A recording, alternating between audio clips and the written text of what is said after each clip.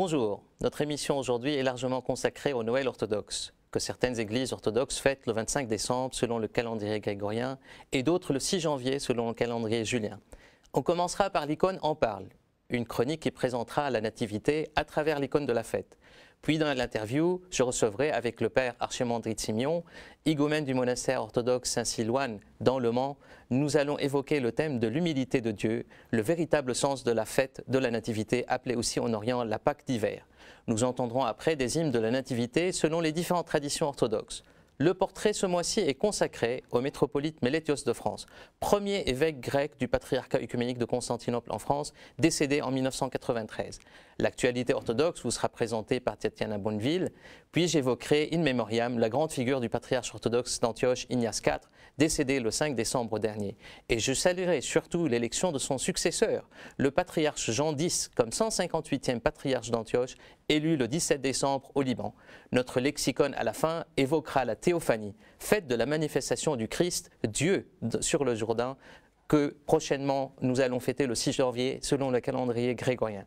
Bonne émission et surtout bonne fête de la Nativité et de la théophanie à tous.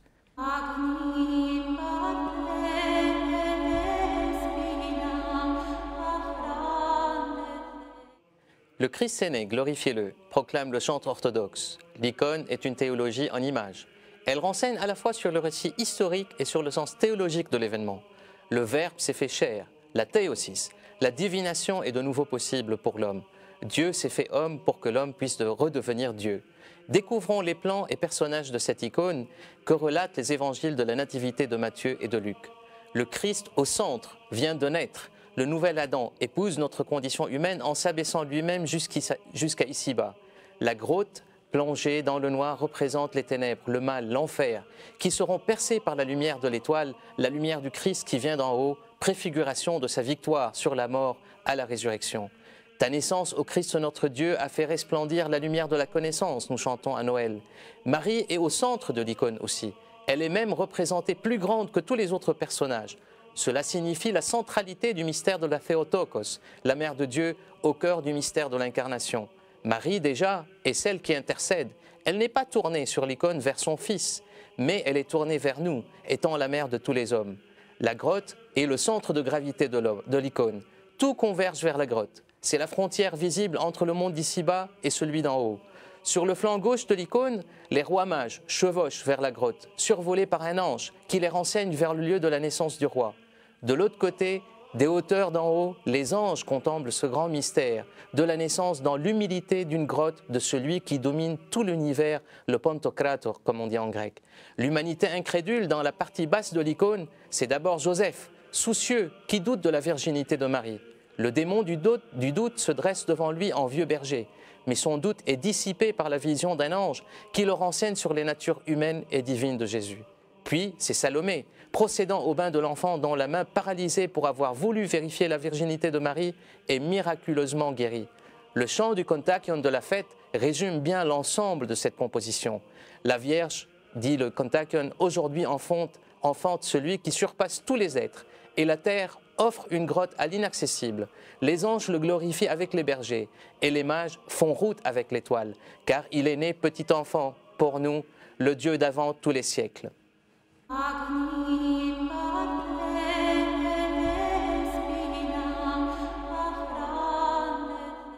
Pour parler de la Nativité, que nous appelons en Orient aussi la Pâque d'hiver, ce grand mystère de l'incarnation de Dieu, le Verbe qui s'est fait chair et a épousé notre condition humaine, je reçois aujourd'hui le père Archimandrite Simeon, père higoumène supérieur du monastère orthodoxe Saint-Silouan dans Le Mans. Père Simeon, bonjour. Bonjour. La Nativité est un récit historique réel. Qui sont les acteurs de la Nativité ? C'est vrai que c'est un récit historique et que c'est très important de le souligner. Les acteurs, un tout petit enfant qui naît dans une grotte, un lieu pauvre, et dans une fragilité conséquente. Il n'y a rien de plus fragile qu'un enfant. Il peut attraper toutes sortes de microbes, de maladies, et dans les conditions où le Seigneur est né, il n'y avait pas pire. Autrement dit, nous voyons là que c'est la fête pour moi de l'humilité de Dieu. Dieu va s'abaisser jusqu'à l'homme. C'est la kénose. C'est ce que l'on appelle dans un terme grec et théologique la kénose, l'abaissement. Dieu s'abaisse jusqu'à venir vivre dans le contexte dans lequel se trouve l'homme, au travers de sa faiblesse, de sa pauvreté, de sa misère. Et c'est là que tout le mystère du salut va se dérouler. Justement, lorsqu'on parle de la nativité, c'est le Verbe de Dieu qui s'est fait chair, donc qui a épousé notre condition humaine. Quel est le sens vraiment de ce mystère de l'incarnation? Le sens théologique et spirituel? Je pense que le sens est théologique et spirituel, les deux sont liés, c'est que Dieu nous aime. Il faut que l'on comprenne cela, et là, Dieu vient nous le manifester. Cet amour est concret. Il vient au milieu de nous, vivre avec nous. Et nous savons très bien que cela ira très loin, jusqu'à la croix, au travers d'une série d'aventures, si on peut parler ainsi. Justement, on fait beaucoup de parallélismes entre la grotte qui représente un peu les ténèbres et une forme de sépulture. Oui. Donc c'est un peu une préfiguration aussi de la Pâque. Tout à fait. C'est pour ça qu'on dit Pâque d'hiver et Pâque de printemps. On parle de la Pâque d'hiver parce que, en fait, la clé de ces dénominations, c'est le mystère du salut. Le mystère du salut commence à la Nativité et s'achève au moment de la résurrection. Mais nous avons, c'est intéressant, dans l'iconographie, on voit le Christ au fond d'une grotte toute noire qui représente quelque part le tombeau. Et d'autre part, le Christ enveloppé de bandelettes comme il le sera dans le tombeau. Absolument. Donc il y a une analogie là au niveau de l'iconographie qui nous montre bien que c'est tout un mystère qui va se dérouler. Un mystère conséquent, important, parce que l'homme a été blessé dans sa nature, par son orgueil. Et Dieu vient guérir cette blessure. Il vient poser un baume apaisant sur ces blessures douloureuses que l'homme a assumées. Et cet amour qu'il va nous donner, c'est un amour concret, c'est une expérience. Nous ne sommes pas dans de la philosophie, nous ne sommes pas dans le concret le plus réel. Palpable, le plus réel, n'est-ce pas?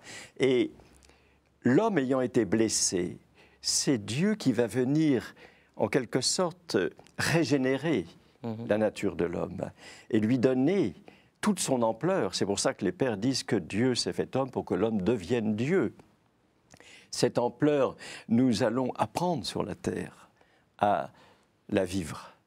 C'est un apprentissage de toute la vie. La pauvreté dans laquelle nous nous trouvons et nous nous découvrons est une terre sur laquelle la grâce de Dieu et son amour en particulier va venir fleurir. Il faut que nous accueillions ainsi la visite de Dieu. Et en l'accueillant ainsi, nous transformons nos cœurs, nos âmes, nos corps même. Et c'est une très longue expérience pour chaque être humain sur cette terre. Une expérience, comme je l'ai dit tout à l'heure, d'apprentissage. Apprentissage de quoi? Apprentissage de l'amour. Mais on ne peut pas aimer sans humilité. Dieu est amour. Dieu est amour. Et puisque nous sommes appelés à être divinisés... C'est l'échelle à partir de laquelle... C'est là qui est le critère, l'amour. Mais il n'y a pas d'amour sans humilité. À la fois, Dieu nous le prouve, en s'humiliant, en s'abaissant dans cette kénose. Et nous avons à apprendre à nous abaisser, non pas d'une manière maladive et névrotique, pour pouvoir se relever, mais pour pouvoir être debout dans la lumière de Dieu. C'est ce que le Christ fera en tirant Adam du tombeau et en le mettant debout le jour de Pâques. D'accord. Donc c'est descendre vraiment pour pouvoir se relever. Exactement. Et d'être dans droit. Oui, oui. Et cette visite de Dieu, si on peut l'appeler ainsi, elle va être dynamique. C'est quelque chose qui va grandir en nous au travers de l'épreuve, tant que nous n'aurons pas la conscience que notre cœur est broyé par notre orgueil. Je dis bien broyé, brisé. Tant que nous n'aurons pas cette conscience au travers d'une expérience, quelle qu'elle soit, l'amour de Dieu ne pourra pas fleurir. Donc on est vraiment dans le vrai sens, je dirais, de l'incarnation, du mystère de l'incarnation, c'est la kénose. C'est cette humilité de Dieu, de Dieu qui vient nous visiter et à partir de là, en fait, qui peut nous relever. Donc si on n'est pas dans cette dynamique-là, on ne peut pas arriver à la résurrection en nous-mêmes. Bien sûr. Et comment parle aujourd'hui en fait la nativité pour chaque homme pour trouver son équilibre, chaque personne humaine par rapport au monde? Comment en fait partager l'importance, le sens de cette Je crois que là nous touchons un problème très grave, très conséquent, qui n'est peut-être pas récent d'ailleurs, c'est que l'humanité se désintéresse de son salut. Nous le voyons, il suffit de se promener dans les rues, dans les grandes villes. C'est de l'indifférence. Qu'est-ce que l'on voit? C'est indifférence, tout est centré pour que l'homme grandisse tout seul. C'est vrai. Tout seul. Et c'est une souffrance spirituelle, ça. Bien sûr.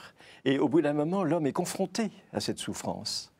Et je pense que c'est là où nos églises doivent témoigner humblement, humblement, pas avec... Le mot est très, très présent. Oui. Ah mais c'est très important parce que nos églises ont péché par l'orgueil aussi, en voulant s'imposer, en voulant dominer. Or Dieu vient nous montrer que ce n'est pas ainsi, c'est en s'abaissant que l'on élève. Il faut que nous, les hommes d'église, nous les chrétiens, eh bien, nous montrions la belle face de l'humilité de Dieu. Nous devons devenir des icônes de l'humilité de Dieu. C'est tout notre programme. C'est tout le programme, c'est tout ce qu'il nous reste à faire pour vraiment vivre la résurrection du Christ en nous. C'est une grande aventure, mais qui vaut la peine. Absolument. Merci beaucoup, Père Simeon.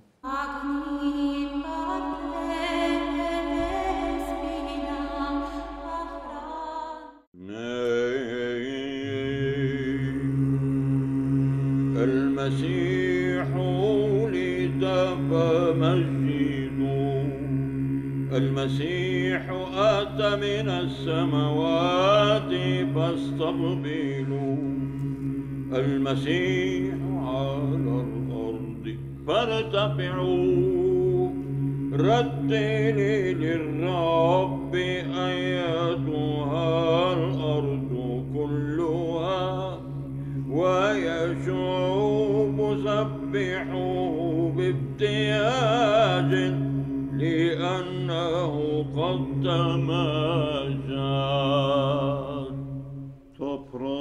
Τοπρότον αιώνων εκ πατρός γεννηθέντη αρεύστοσιο και εφεσχάτων εκ παρθένου σαρκοθέντη ασπόρος Χριστό το Θεό βοήσομεν ο ανυψώσας το κέρας ημών Άγιος η Κύριε أيها المحب البشر بما أنك إله السلام وأبو المراحم فقد أرسلت لنا رسول رأيك العظيم مانحا إيانا سلاما ولذا إذ قد اهتدينا لنور المعرفة الإلهية فنحن ندلج من الليل ممجدين لك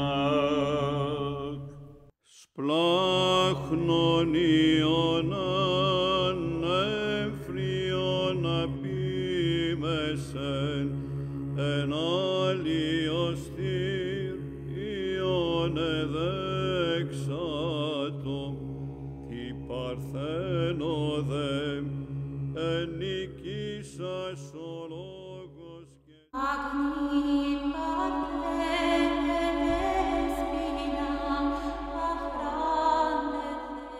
Décédé à Athènes le 19 avril 1993, le métropolite Mélétios fut jusqu'en 1988 l'évêque du diocèse du patriarcat œcuménique en France et le premier président du comité interépiscopal orthodoxe en France, fondé en 1967, auquel a succédé en 1997 l'Assemblée des évêques orthodoxes de France.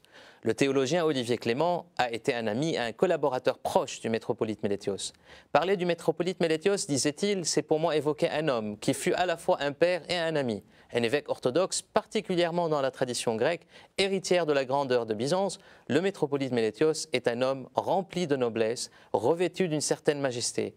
Et c'est le même, infiniment simple, qui vous accueillait comme un ami, qui venait à votre rencontre, tel le père dans la parabole du fils prodigue.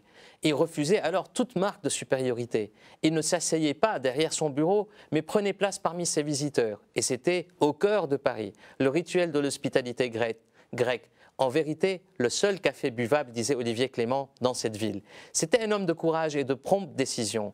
poursuivait Olivier Clément. Je l'ai vu agir discrètement et fermement à l'époque de la dictature militaire en Grèce, recevant très ouvertement le président Karamanlis.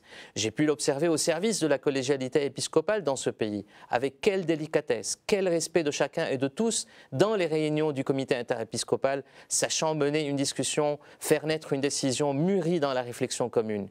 Par goût personnel et par formation théologique, il avait une foi très biblique et il avait longtemps animé, après son arrivée en France, un cercle d'études bibliques. Il fut ainsi en France le seul évêque orthodoxe à visiter régulièrement les prisons. Il fit construire le foyer hellénique de Châtenay-Malabry pour permettre aux enfants de familles pauvres de faire leur apprentissage ou des études avancées. Foyer doublé plus tard pour accueillir les étudiantes grecques venant dans la région parisienne. Il sut affirmer paisiblement mais solidement la présence orthodoxe en France, aussi bien devant les autorités politiques que dans les milieux œcuméniques. Il racontait en souriant la joie qu'avait manifestée Georges Pompidou, président français, lorsqu'il lui avait offert une icône de Saint-Georges. Ce métropolite défendait fidèlement l'héritage hellénique, mais il était ouvert à tout ce qui se cherche en France pour un meilleur témoignage de l'orthodoxie. L'Église orthodoxe en France, disait-il, s'interdisant à la fois le repli ethnique et le prosélytisme, doit assurer une rencontre en profondeur de l'Occident et de l'Orient chrétien.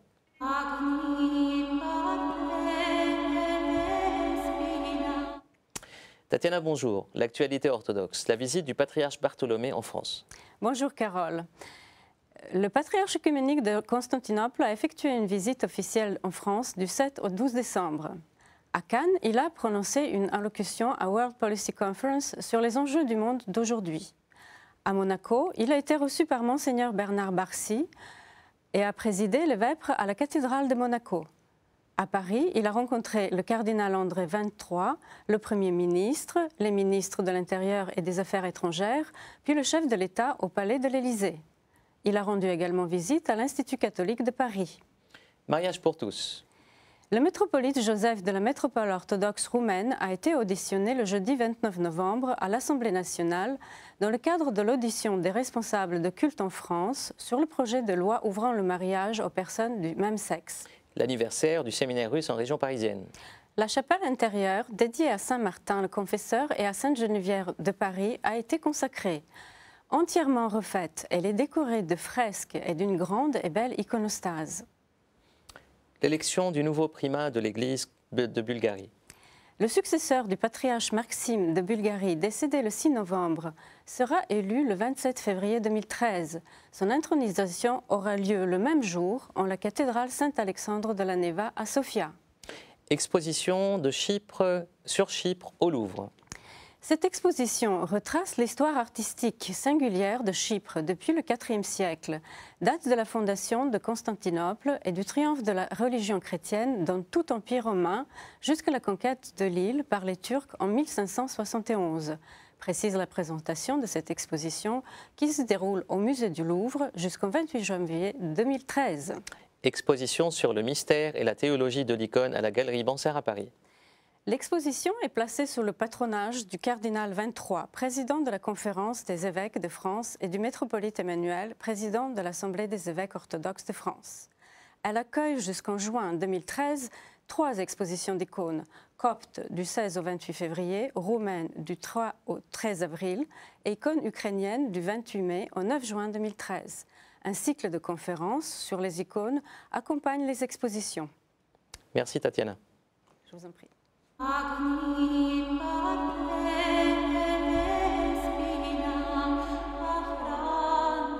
Un grand de l'Orient arabe vient de passer. Le patriarche Ignace IV d'Antioche est décédé le 5 décembre à Beyrouth à l'âge de 92 ans. Il dirigeait la destinée de l'église orthodoxe d'Antioche depuis 1979. Cette église apostolique où les fidèles du Christ ont été pour la première fois désignés chrétiens selon l'acte des apôtres. Né en Syrie, il étudia au Liban, ordonné diacre en 1941 et après un diplôme en philosophie de l'Université américaine de Beyrouth en 1945, il va suivre en 1949 des études de théologie orthodoxe à l'Institut Saint-Serge à Paris, fondé en 1925. Ordonné prêtre en 1953, évêque en 1962, métropolite de Latakié sur le littoral syrien en 1965, il a été élu 157e patriarche d'Antioche, successeur bien entendu des saints apôtres Pierre et Paul. En 1979, Homme de dialogue et de culture, il fut un bâtisseur infatigable. Parmi ses nombreuses contributions, la fondation de l'Institut de théologie Saint-Jean-Damascène de Balamande, puis de l'Université de Balamande en 1988, depuis un des plus importants campus académiques au Moyen-Orient. Il contribua aussi à la fondation en 1942 du mouvement de la jeunesse orthodoxe du patriarcat d'Antioche, puis du mouvement de la jeunesse orthodoxe dans le monde, qu'on appelle Sindesmos. Il a reçu le titre de patriarche des Arabes, ayant été le premier patriarche chrétien à avoir été invité pour s'adresser à la conférence des États islamiques en 1981. Ses funérailles ont été présidées le dimanche 9 décembre à Beyrouth par le patriarche œcuménique de Constantinople Bartholomée Ier, entouré de plusieurs primats d'églises orthodoxes autocéphales et des évêques du patriarcat d'Antioche.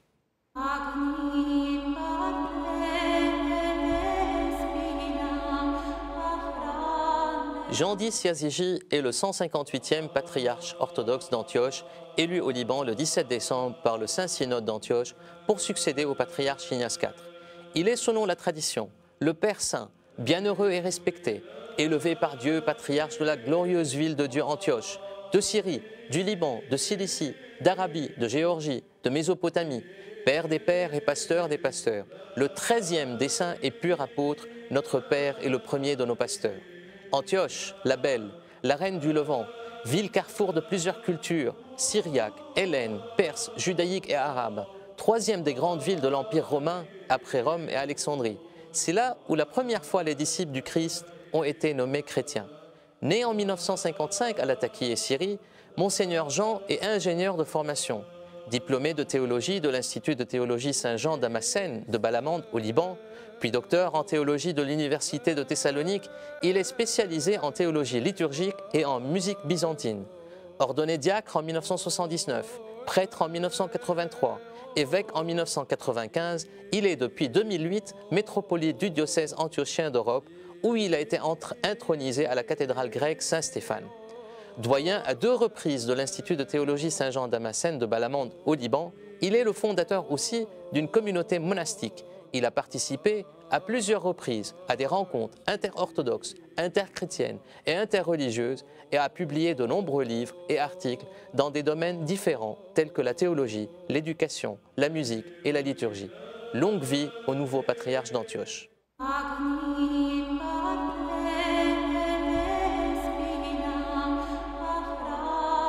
Mot d'origine grecque, la théophanie signifie la manifestation de Dieu. De nombreux passages de l'Ancien et du Nouveau Testament nous disent que Dieu est invisible, inaccessible pour les êtres créés que nous sommes. D'autres recommandent de chercher la face de Dieu. Le Christ a réconcilié ces deux vérités contradictoires en lui-même. La théophanie est donc la grande fête du baptême du Seigneur sur les rives du Jourdain, célébrée le 6 janvier, qui n'est pas seulement la manifestation de Jésus au monde comme Christ, mais aussi comme Fils de Dieu, d'où la désignation de théophanie, car elle révèle le mystère de la Trinité, Père, Fils et Saint-Esprit, qu'exprime le chant de la fête. Ton baptême dans le Jourdain, Seigneur, nous montre l'adoration due à la Trinité. La voix du Père t'a rendu témoignage. Elle t'a nommé Fils bien-aimé, et l'Esprit, sous la forme d'une colombe, a confirmé l'inébranlable vérité de cette parole. Christ Dieu, tu es apparu, tu as illuminé l'univers, gloire à toi. Bonne fête à tous et à la prochaine émission. Oh